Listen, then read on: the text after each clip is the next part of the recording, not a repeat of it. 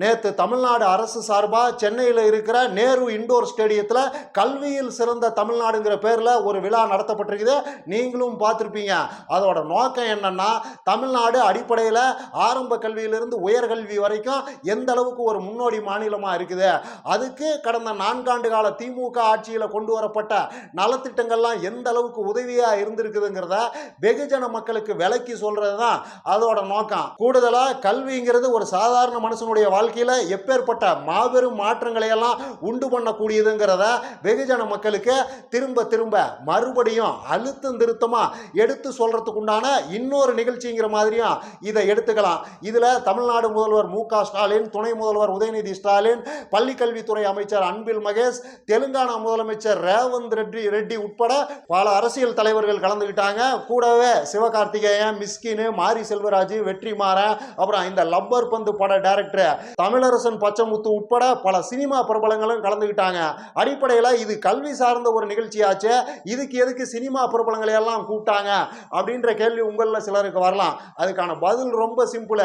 அடிப்படையில் நாமளே எல்லாத்துலேயும் மசாலா வாசத்தை எதிர்பார்த்து பழகிட்டோம், அவங்களும் அதை நமக்கு கொடுத்து பழகிட்டாங்க. அதனால இதையெல்லாம் தவிர்க்கவே முடியாது. அதுவும் இந்த காலகட்டம்ங்கிறது எப்பேற்பட்ட ஒரு காலகட்டம். அடிப்படையில் எந்த அரசியல் அறிவும் இல்லாம 5 பைசாவுக்கு சமமா கூட அரசியலே இல்லாத ஒரு கோமாலே நான் உங்களை ஆண்டே தீருவேன்னு அடம் குடிக்கிற ஒரு கொடூரமான காலகட்டம் இது. நான் உங்களை சினிமாவில் என்டர்டெயின் பண்ணல, நான் ஆடினேன், பாடினேன், ஃபைட் பண்ணேன், பஞ்ச் டைலாக் எல்லாம் பேசினேன், அது உங்களை பரவசப்படுத்துச்சுல. அந்த பரவசத்துக்கு பிரதிபலனா நீங்க எல்லாம் எனக்கு ஓட்டு போடுங்க, நான் முதலமைச்சர் ஆகணும், உங்களை எல்லாம் ஆண்டே தீரணும்னு ஒரு கோமாளி அடம் பிடிச்சிக்கிட்டு இருக்கிற, அழுது புலம்பிக்கிட்டு இருக்கிற, அதையும் ஒரு கூட்டம் ஆதரிச்சுக்கிட்டு இருக்கிற ஒரு கொடூரமான காலகட்டம். ஸோ இப்படிப்பட்ட இந்த காலகட்டத்தில் இந்த மாதிரி விஷயங்களை எல்லாம் தவிர்க்க முடியாது. இதில் இருக்கிற நல்ல விஷயம் என்னன்னா, அந்த விழாவில் கலந்துகிட்ட சினிமா பிரபலங்கள் யாருமே சினிமாவை பற்றியெல்லாம் எதையும் பேசல. அங்கே ஆடல் பாடல் கலை நிகழ்ச்சி மாதிரி எந்த விஷயமும் நடக்கல. சினிமாவுக்கும் அதுக்கும் சம்மந்தம் இல்லைங்கிற மாதிரி தான் அதை நடத்தினாங்கன்னு வைங்க. அவங்களும் வளைச்சு கல்வியின் முக்கியத்துவத்தை பற்றி தான் வகுப்படுத்தாங்களே தவிர சினிமாவை பற்றி எல்லாம் பேசல. சிவகார்த்திகேயன்லாம் ரொம்ப தெளிவாக ஒரு விஷயத்த சொன்னாப்புல, அதாவது நான் இன்னைக்கு ஒரு பெரிய சினிமா நடிகனாக இருக்கலாம், பல வகையில் எனக்கு வருமானத்துக்கு வழி இருக்கலாம், ஆனாலும் நான் இப்பயும் திடமாக நம்பிக்கிட்டு இருக்கிறது என்னன்னா, நான் 2 டிகிரி ஆல்ரெடி வாங்கியிருக்கிறேன், பிஇ எம்பிஏன்னு 2 டிகிரியை வச்சிருக்கிறேன், அதுலேயும் நல்ல பர்சன்டேஜ் எடுத்து பாஸ் பண்ணியிருக்கிறேன், 83% நான் +2லயே எடுத்தேன். ஸோ நான் ஒரு நல்ல படிப்பாளி வகையறாதான். அதனால நீங்களும் நல்லா படிங்க. இப்பயும் எனக்கு இருக்கிற ஒரு பெரிய நம்பிக்கை என்னன்னா, சினிமா என்னை கைவிட்டாலும் நான் வச்சிருக்கிற அந்த 2 டிகிரிங்கிறது என்னை கைவிடாதே அப்படிங்கிறதெல்லாம் அழுத்தம் திருத்தமாக சொன்னார். இன்னும் அந்த பக்கம் பல பேர் படிப்பை ஆதரித்து தான் பேசினாங்க. அடிப்படையில் நிறைய பேர் சொல்லிட்டு திரிவாங்க, டெண்டுல்கர் படித்தாரா, அமிதாப் பச்சன் படித்தாரா, அம்பானி படித்தாரா, அவங்கெல்லாம் வாழ்க்கையில் பெரிய அளவுக்கு ஜெயிக்கலையா, அதனால படிப்பெல்லாம் ரொம்ப முக்கியம் கிடையாது, சும்மா ஏனோதானோன்னு படித்தா போதுங்கிற மாதிரிலாம் ஏகப்பட்ட பேர் உங்களுக்கு குரலி வித்தை காட்டுவாங்க. அதையெல்லாம் நம்பிடாதீங்க. படிக்காமல் ஜெயிச்சவங்க 10 பேர்னா படித்து ஜெயிச்சவங்க பல கோடி பேர். ஸோ படிப்பு எல்லா வகையிலையும் முக்கியமானது அப்படிங்கிறத பல சினிமா பிரபலங்கள் வேற மாதிரி அழுத்தம் திருத்தமா திரும்ப சொல்லிக்கிட்டே இருந்தாங்கன்னு வைங்க. அதற்காக அதில் கலந்து கொண்ட அத்தனை சினிமா பிரபலங்களையும் பாராட்டுவான். அதுல எல்லாம் ஒன்றும் பிரச்சனை கிடையாது. இந்த இடத்துல ஒரு முக்கியமான விஷயத்தை சொல்லி ஆகணும். ஆக்சுவலா இவங்கெல்லாம் இப்படி வளைச்சு வகுப்படுக்கிறதுனால நம்ம ஆளுங்க அத்தனை பேரும் நாளைக்கே புஸ்தகம் கையுமா உக்காந்துருவாங்கன்னு அர்த்தம் கிடையாது. அத்தனை பேருக்கும் கல்வியின் முக்கியத்துவம் புரிஞ்சிடும்னாலாம் அர்த்தம் கிடையாது. அப்படியெல்லாம் யாரும் நம்ப தேவையில்ல, நானும் அப்படி நம்பல. ஆனாலும் இதையெல்லாம் திரும்ப சொல்லிக்கிட்டே இருக்க வேண்டிய தேவை இருக்குது. ஏன்னா அந்த பக்கம் குடியை கெடுக்கிற கும்பலே அதோட வேலையை பார்த்துக்கிட்டு தானே இருக்குது. அதெல்லாம் ஒன்றும் தேவையில்லப்பா. படிப்புக்கு பண்ற செலவுக்கு பதிலாக 4 ஆடு வாங்கி மேய்ச்சோம்னா அடுத்த 5 வருஷத்துல ஒரு பெரிய ஆட்டு பண்ணைக்கே அதிபர் ஆயிரலாம், பல லட்ச ரூபா வருமானம் வர. சும்மா படிச்சுட்டு யார்ட்டையாவது போய் சம்பளத்துக்கு தான் வேலை பார்க்கணும், ஒரு மாதிரி கொத்தடிமையாக தான் நடந்துக்கணும் அப்படின்னு சொல்ற குரூப் எல்லாம் இன்னைக்கும் இருக்கத்தான் செய்யுது. அவங்க தங்களோட பிரச்சாரத்தை இன்னும் வலுவா முன்னெடுத்துக்கிட்டு தான் இருக்கிறாங்க. ஸோ அப்படிப்பட்ட சூழ்நிலையில இதையெல்லாம் திரும்ப சொல்ல வேண்டிய தேவை இருக்குதுன்னு தான் நான் நினைக்கிறேன். அந்த வகையில் தமிழ்நாடு அரசு நடத்தின இந்த நிகழ்ச்சிங்கிறது வரவேற்கப்பட வேண்டிய ஒன்று. பண்ண.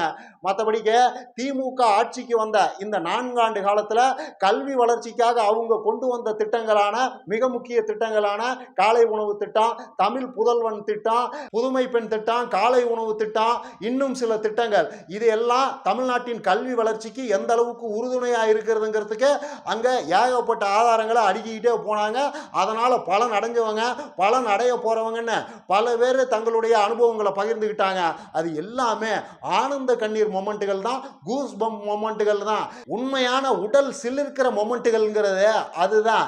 திராவிடம் என்ன கிழிச்சுது, இங்கே திராவிட கட்சிகள் என்னத்தப்பா கிழிச்சு தள்ளிருச்சு அப்படின்னு ஒரு கூமுட்ட கூட்டம் தொடர்ச்சியாக கேட்டுக்கிட்டு இருக்குது இல்லையா, அதுக்கான பதிலே அங்கே வந்த ஆனந்த கண்ணீர் தான். ஆக்சுவலாக நிறைய பேர் தங்களோட ஆனந்த கண்ணீரை மறைக்க தெரியாமல் இது வெளியிலையும் தெரியக்கூடாதுங்கிறதுக்காக குமிஞ்சுக்கிட்டாங்க. அதுதான் அங்கே நடந்ததுலேயே சிறப்பான சம்பவம். திரும்பவும் சொல்கிறேன், தாங்க அழுகிறது வெளியில் தெரியக்கூடாதுங்கிறதுக்காக ஏகப்பட்ட ஆண்கள் பெண்கள்லாம் குமிஞ்சுக்கிட்டாங்க, தலை குமிஞ்சுக்கிட்டாங்க.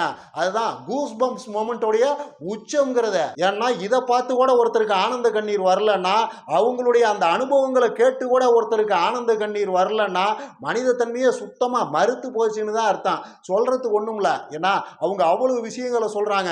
எல்லாருமே கீழ்நிலையிலிருந்து அடித்தட்டு நிலையிலிருந்து ஏழ்மை வறுமையிலிருந்து வந்தவங்க தான் அரசின் திட்டங்களை பயன்படுத்தி பெரிய அளவுக்கு பயன்பட்டு இருக்கிறாங்க.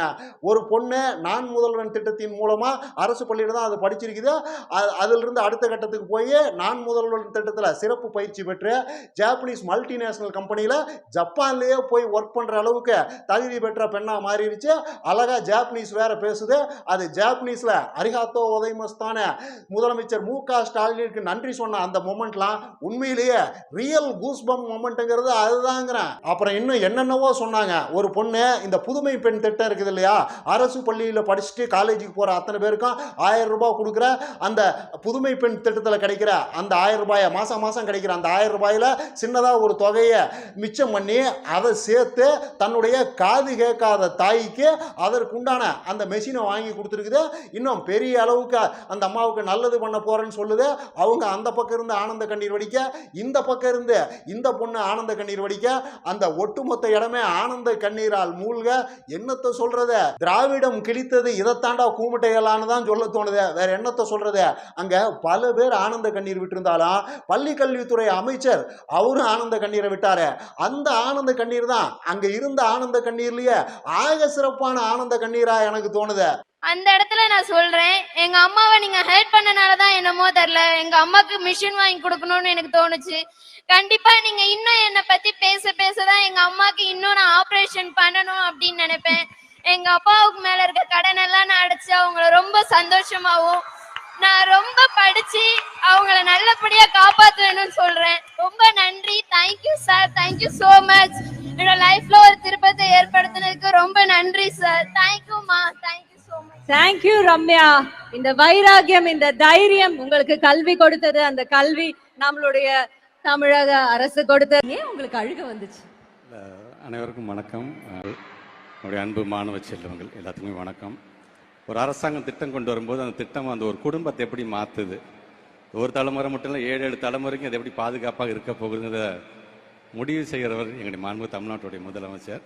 அந்த பயனாளிகளை பார்க்கும்போது எங்களை அறியாமல், ஏன்னா அது எங்கள் பிள்ளைங்களாம் அப்படி சாதிக்கிறாங்களே அப்படின்னு பார்க்கும்போது எங்கள் அவ்வளோ ஒரு மகிழ்ச்சியாக இருந்தது. மேபி அது ஆனந்த கண்ணீராக கூட இருக்கலாம். அது தேங்க்யூ. அரசியலுங்கிறது அடிப்படையில் பொய் பித்தலாட்டம், ஏமாத்து வேலை, வெற்று விளம்பரம், வெற்று வாய்ச்சவடால், வெற்று வாக்குறுதிகள், நிறைவேற்றுறதுக்கு சாத்தியமே இல்லாத வாக்குறுதிகள், இந்த மாதிரி எல்லா பித்தலாட்டங்களுக்கும் உட்பட்டது தான். உலகத்தில் இருக்கிற அத்தனை அரசியல் கட்சிகளும் இதுக்கு உட்பட்டு தான் இயங்க முடியும். அத்தனை அரசியல்வாதிகளும் இதற்கு உட்பட்டவர்கள் தான். இதுக்கு திமுக ஒன்றும் விதிவிலக்கில்ல. அவங்களும் வெற்று வாக்குறுதிகள்லாம் நிறையா கொடுத்துருக்குறாங்க, வெற்று விளம்பரங்களை எல்லாம் நிறையா பண்ணியிருக்கிறாங்க. ஏன்னா அரசியலுங்கிறதே அதுக்கு உட்பட்டு தான் பண்ண முடியும். இயற்கையில் இருக்கிற அமைப்பே அப்படிதான், அதுக்குள்ளதான் ஏதாவது பண்ண முடியும். அதுல தான் திமுகங்கிறது ஒரு தனித்துவமான கட்சியா தெரிகிறது. எத்தனை பித்தலாட்டங்கள் இருந்தாலும் என்ன இருந்தாலும் அதை தாண்டி அடித்தட்டு மக்களுடைய எம்பவர்மெண்ட்டுக்காக, சாதாரண ஏழை எளிய மக்களின் கல்வி வளர்ச்சிக்காக திமுக கொண்டு வர்ற ஒவ்வொரு திட்டமும் அது வலுவான எஃபெக்டுகளை தொடர்ச்சியா கிரியேட் பண்ணிக்கிட்டே தான் வந்திருக்குது. இதெல்லாம் அதற்குண்டான ஒரு உதாரணம். அது திமுக ஆட்சியில் இருந்தாலும் இல்லைன்னாலும் அதன் பலனை தமிழ்நாடு தொடர்ந்து அடைந்து கொண்டே தான் இருக்கிறது.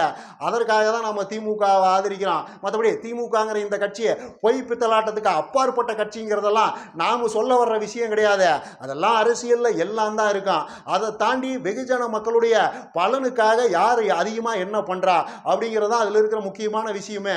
இப்போ இருக்கிற அரசியல் கட்சிகளில் சுதந்திர இந்தியாவில் இதுவரைக்கும் இருந்து வந்திருக்கிற அரசியல் கட்சிகளில் இந்த மாதிரி சாதாரண மக்களின் வளர்ச்சிக்காக, கல்வி வளர்ச்சிக்காக, எம்பவர்மெண்ட்டுக்காக திமுக கொண்டு வந்த திட்டங்களை தாண்டி வேற யாராவது அதிகமாக கொண்டு வந்திருக்கிறாங்கன்னு சொன்னால் அவங்கள ஆதரிக்கலாம். அது வரைக்கும் திமுக தான் நமக்கான சரியான சாய்ஸ். இந்த அன்பில் மகேஷுடைய ஆனந்த கண்ணீர்லாம் நமக்கு சொல்றதுங்கிறது அதுதான். இதை ஒரு அரசியல்வாதியோட நடிப்புங்கிற மாதிரியெல்லாம் அவ்வளவு எளிதில் என்னால் கலந்து போக முடியல. ஆக்சுவலாக அரசியல்வாதிகளுக்குள்ள அதெல்லாம் இருக்குந்தான், பொய் பித்தலாட்டம் நடிப்பெல்லாம் இருக்கிறது தான். இருந்தாலும் அதையெல்லாம் தாண்டி சின்னதா, ரொம்ப சின்னதாவது அன்பில் மகேஷ் ஆனந்த கண்ணீர் விட்டது ஒரு உணர்வு பூர்வமான விஷயம்ங்கிற மாதிரி தான் எனக்கு தோணுது. நீங்க என்ன நினைக்கிறீங்க? கமெண்ட்ல சொல்லுங்க. மற்றபடி முதல்வர் ஸ்டாலின் இந்திய சமூகம் கல்வியை எப்படி வச்சிருந்தது, இந்த சாதிய சமூகம் சாதாரண ஆட்களுக்கு கல்வியை எப்படி ஒரு எட்டாக்கனியா வச்சிருந்தது, அதை சாதாரண மக்கள்கிட்ட கொண்டு போய் சேர்க்கறதுக்காக திராவிட இயக்கம் உட்பட, காமராஜர் உட்பட இன்னும் இங்க ஆட்சியில் இருந்த இப்ப இருக்கிறவங்க எல்லாரும் என்ன பண்ணிக்கிட்டு இருக்கிறோங்கிறதையெல்லாம் ரொம்ப டீட்டெயிலாக விலைக்கு சொன்னாரு. இதெல்லாம் எத்தனை பேர்த்துக்கு புரியுது, யாருக்கிட்ட போய் சேருதுலாம் எனக்கு தெரியாது. ஆனால் ஏதோ ஒரு வகையில் தமிழ் சமூகம் கல்வியின் முக்கியத்துவத்தை வலுவாக உணர்ந்து இருக்குது. அதை முதல்வர் ஸ்டாலினோட பேச்சு, தமிழ்நாடு அரசு நடத்தின இந்த நிகழ்ச்சி இதெல்லாம் இன்னும் உறுதியாக்கும்னு நம்புவான். மற்றபடி தமிழ்நாட்டின் கல்வி புரட்சிக்காக அன்றிலிருந்து இன்று வரை பணியாற்றி கொண்டிருக்கிற அத்தனை பேருடனும் வலிக்கும் வரை கைகுலுக்குவோம், வாய் வலிக்கும் வரை அவர்களுக்கு நன்றி சொல்வோம். இன்னும் நிறைய பேசலாம். லைக் பண்ணுங்க, ஷேர் பண்ணுங்க, கமெண்ட் பண்ணுங்க, மறக்காம சப்ஸ்கிரைப் பண்ணிருங்க.